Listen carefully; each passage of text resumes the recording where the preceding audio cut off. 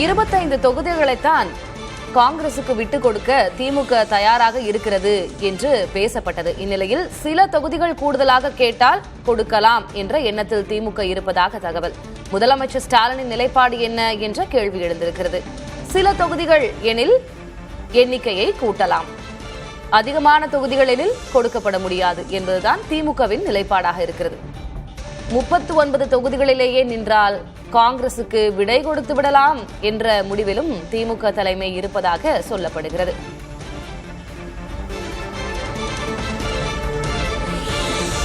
இதுதான் டெல்லி காங்கிரஸ் தலைமையக வட்டாரங்களில் பேசப்படுவது.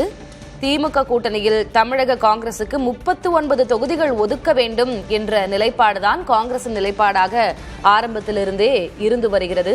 25 தொகுதிகள், ஒருவேளை ஒரு சில தொகுதிகள் அதிகமாக வேண்டும் என்றால் கொடுக்கலாம் என்ற நிலையில் திமுக தலைமை இருப்பதாக தகவல்.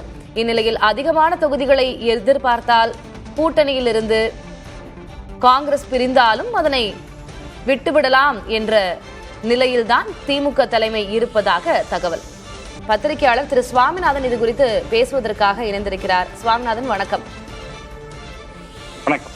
நம்ம நிறைய நாட்கள் பேசிக்கொண்டே இருக்கிறோம். திமுக காங்கிரஸ் கூட்டணி என்னவாகும், எவ்வளவு தொகுதிகள் இருக்கும், ஒருவேளை கூட்டணியை விட்டு பிரிந்து விடுவார்களா, இப்ப அதுக்கெல்லாம் இன்றைக்கு விடை கிடைத்துவிடும் அப்படின்னு எதிர்பார்க்கலாமா? 28 கூட்டல் 2 ராஜ்யசபா 28 தொகுதிகள், இதுதான் ஃபைனலைஸ் ஆக வாய்ப்பு இருக்கிறது அப்படின்ற ஒரு தகவல் பார்க்கிறோம். என்ன நடக்கும்னு நீங்க நினைக்கிறீங்க? நிச்சயமாக அகில இந்திய தலைமை ப. சிதம்பரம் அவர்களை அனுப்பியிருப்பதன் மூலமாகவே ப. சிதம்பரம் அவர்கள் அகில இந்திய அளவிலும் அரசியல் துறையில் முக்கியமானவர். கிட்டத்தட்ட தமிழகத்தில் திராவிட முன்னேற்ற கழகத்திற்கும் மிகவும் நெருக்கமானவர். அந்த இடத்தில் அவர் முதல்வர் மு க ஸ்டாலின் அவர்களை சந்திக்க சென்றிருக்கிறார். செல்வ பெருந்தகை அவர்கள் உடன் இருக்கிறார். இதுல நீங்க பாத்தீங்கன்னா கிரீஸ் சோடங்கர் அவர்தான் பல சர்ச்சைகளுக்கு காரணமானவர், பல பிரச்சனைகளுக்கு பிள்ளையார் சொல்லி போட்டவர். இன்று அவர் இல்லை அப்படிங்கிறதே அந்த இடத்துல காங்கிரஸ் திமுக தன் உறவை தொடரணும் என்று விரும்புவதைத்தான் இது காட்டுது. ஏன்னா கிரீஸ் சோடங்கர் இன்று சந்திப்பில் இல்லை. அதே நேரத்தில் நீங்க பாத்தீங்கன்னா ப. சிதம்பரம் அவர்கள் வந்திருப்பதன் மூலமாக திமுகவிடம் ஒரு இணக்கமான பேச்சை அவர் தொடர்வார். அதுல எந்த சந்தேகமும் இல்லை. அது திமுகவை பொறுத்தவரை 25 இடங்கள் என்பதில் உறுதியாகத்தான் இருக்காங்க.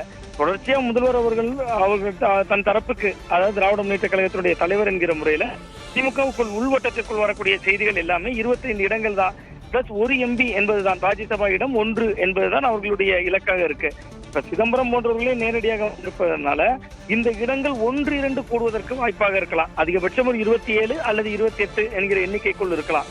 இதற்கு மேல திமுக காங்கிரசிற்கு கூடுதல் இடங்களை கொடுப்பதற்கு வாய்ப்பே கிடையாது. நீங்க கிட்டத்தட்ட 2011 நீங்க பார்க்கலாம், 63 இடங்கள், 41 இடங்கள், 25 இடங்கள். அப்ப நீங்க 63 போட்டியிட்ட பொழுது நீங்க 5 தான் ஜெயிக்கிறீங்க. 41 போட்டியிட்ட பொழுது 8 இடம் தான் காங்கிரஸ் கட்சி ஜெயிக்கிறது. ஆனா 25 இடங்கள் என்கிற பொழுது 18 சீட்டு ஜெயிக்கிறாங்க. அப்ப அவர்களிடம் அவ்வளவு வேட்பாளர்கள், அவ்வளவு உழைப்பு தியாகம் செய்யறவர்கள் இருக்கிறார்களா என்பது போன்ற கேள்விகள் இருக்கு. இன்னொன்று, எப்பொழுதெல்லாம் திமுக காங்கிரசுக்கு கூடுதல் இடங்கள் கொடுக்கிறதோ அப்பொழுதெல்லாம் திமுகவுக்கு அது சிக்கலாக மாறி இருப்பதுதான் கடந்த கால வரலாறு. அந்த வரலாற்றினுடைய அடிப்படையில தான் திமுக இவ்வளவு கரார்த்தன்மையை காட்டுகிறாங்க. ஒருவேளை இதுல சமரசமாக முடியல, எங்களுக்கு 39 தான் வேணும், 40 தான் வேண்டும் என்று பிடிவாதமாக காங்கிரஸ் இருந்தால் திமுகவும் மாற்று முடிவை எடுத்திருக்காங்க. நீங்க கிட்டத்தட்ட இது ஒரு இறுதிக்கட்ட முயற்சி தான். ப. சிதம்பரம் அவர்கள் வந்திருப்பதனால் நீங்க கிட்டத்தட்ட அகில இந்திய அளவுல சோனியா காந்தி அவர்கள் ஒரு 28 இடங்கள் வரையும் இவர்கள் பேசி அவரிடம் தகவலை தெரிவிக்க சொல்லி அனுப்பலாம். அதற்கான வாய்ப்பு பிரகாசமாக இருக்கு அப்படின்னு தான் பாக்குறேன். இன்னொன்று, தாவேகாவை நம்புவதற்கு சோனியா காந்தி தரப்புக்கு சில தயக்கங்கள் இருக்கிறது. பட் ராகுல் காந்தி அதை நேசிக்கிறார். ராகுல் காந்தியை பொறுத்தவரை உங்களுக்கு தெரியும், கிட்டத்தட்ட மு க ஸ்டாலின் அவர்களுடைய பிறந்த நாளுக்கு பிரதமர் மோடியே கூட வாழ்த்து போட்டிருந்தார், பிறந்த நாள் என்கிற முறையில, ஒரு மாநிலத்தின் முதல்வர் என்கிற முறையில. பட் ராகுல் காந்தி வழக்கமாக பயன்படுத்தக்கூடிய அண்ணன் என்கிற வார்த்தை அவருடைய பதிவில் இல்லை. இங்க ஏதோ ஒரு மனக்கலப்பம் இருக்கிறது, மனக்கசப்பு இருக்கிறது. அவருக்கு ஒரு தாவேகாவை நோக்கிய ஒரு பார்வையும் இருக்கிறது. அந்த சூழலானதான் அது இழுத்துக் கொண்டே செல்கிறது. உச்சகட்ட பரபரப்பில் திமுக காங்கிரஸ் கட்சியினர் இருக்கிறார்கள்.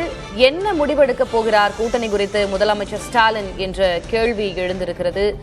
என்ன சொல்லி அனுப்பி இருக்கிறது காங்கிரஸ் மேலிடம், முதலமைச்சருக்கு என்ன சமிக்கை அனுப்பி இருக்கிறது என்ற கேள்வியும் உள்ளது. நேற்று இரவு கே.சி. வேணுகோபால் நடத்திய கூட்டத்தால் பரபரப்பு ஏற்பட்டிருந்தது. காங்கிரஸ் எம்எல்ஏக்களோடு கலந்தாலோசனை செய்திருந்தார் கே.சி. வேணுகோபால். தற்போது ப. சிதம்பரம், செல்வ பெருந்தகையுடன் இணைந்து முதலமைச்சர் மு க ஸ்டாலினை சந்திப்பது இன்றைக்கு முக்கியத்துவம் வாய்ந்தது.